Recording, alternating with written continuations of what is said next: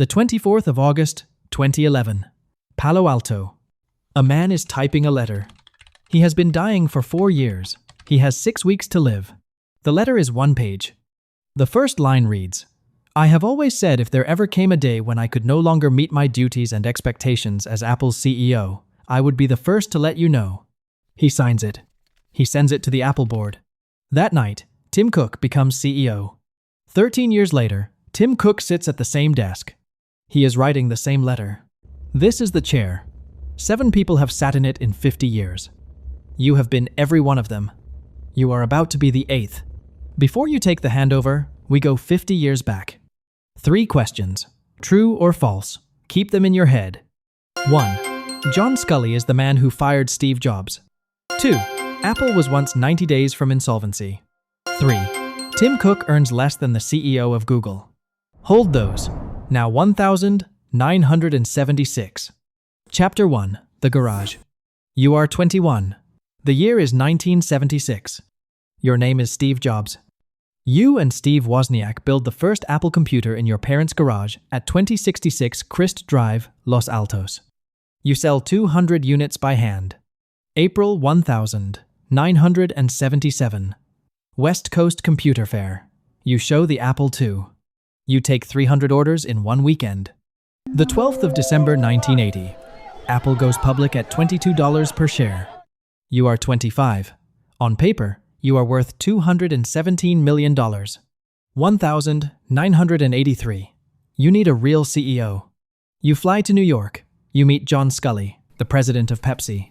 You ask him one question. Do you want to sell sugared water for the rest of your life, or do you want to come with me and change the world? He says yes. May 1985. The Apple board meets. You fight for months. You lose.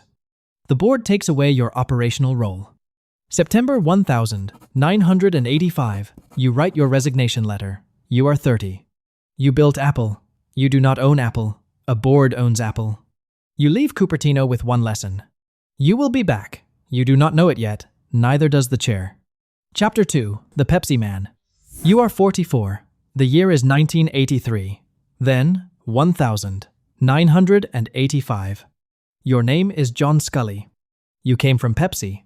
You sold sugar water. Now you sell computers.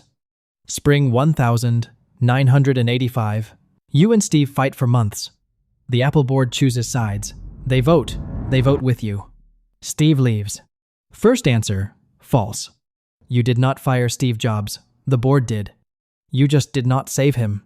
You have thought about the difference every day for 30 years. 1990. Windows 3 ships. Mac market share starts bleeding. 1992. Windows 3.1. It gets worse. 1993. You bet the company on a new category, the Newton PDA. Handwriting recognition fails on stage. Doonesbury mocks it for a week in the comics section. June 1993. The board pushes you out. You are 54. Years later, you sit in an interview chair at Bloomberg. You say one sentence. I should never have taken the CEO job. Steve should have been the CEO the whole time. You mean it. You leave Apple and watch Windows crush the thing you built from 10 years away. You did not kill Apple. You were just in the chair when the wound opened. Chapter 3. The Wilderness. You are Michael Spindler. The year is 1993. The press calls you the Diesel. You try to sell Apple to Sunday, to IBM, to Philips. Nobody buys. 1996. You are out. Now you are Gil Amelio. You arrive from National Semiconductor. You open the books. You say one line to the press. Apple is like a ship with a hole in the bottom, and my job is to point it in the right direction. You make one decision that saves everything. December 1996. You acquire Next for $429 million. You bring Steve Jobs back? You do not know yet, you just hired your replacement. July 1997. The board pushes you out. Steve takes the chair as interim CEO. You leave Cupertino 6 months after you saved it. You will not get credit for this. The chair does not care who gets credit. The chair cares who comes next. Chapter 4. The Return. You are 42. The year is 1997. Your name is Steve Jobs. Again. Apple is 90 days from insolvency when you sit back in the chair. Second answer, true. 90 days. 3 months of cash. 1 wrong quarter, and the company you founded is gone. August 1997. Macworld, Boston. You introduce a deal with Microsoft. Bill Gates appears on a 10-foot screen behind you. The Apple faithful boo. You defend the deal. Apple lives 1 more quarter because of it. May 1998. iMac, Bondi Blue. Apple returns to profitability. October 2001. iPod. The music industry changes shape. October 2003.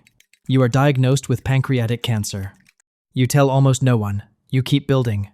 The 9th of January, 2007. Macworld, San Francisco. You walk on stage. You say, 1 line. Today, Apple is going to reinvent the phone. The audience does not know you have been sick for 4 years. June 2005. Stanford commencement. You give the speech most of this audience will never forget. You close with 4 words that will outlive you. Stay hungry. Stay foolish. The 24th of August 2011. You send the resignation letter. You hand Tim Cook a notecard. 4 words in your handwriting. Never ask what I would have done. Just do what's right. The 5th of October 2011. You are in bed in Palo Alto. Your wife is there. Your children are there. Your sister is there. Your last words are not a speech. 3 words. Repeated 3 times. Oh wow. Oh wow. Oh wow. Your sister writes it down. The note card stays in Tim Cook's wallet. Chapter 5. The Handover. You are 50. The year is 2011.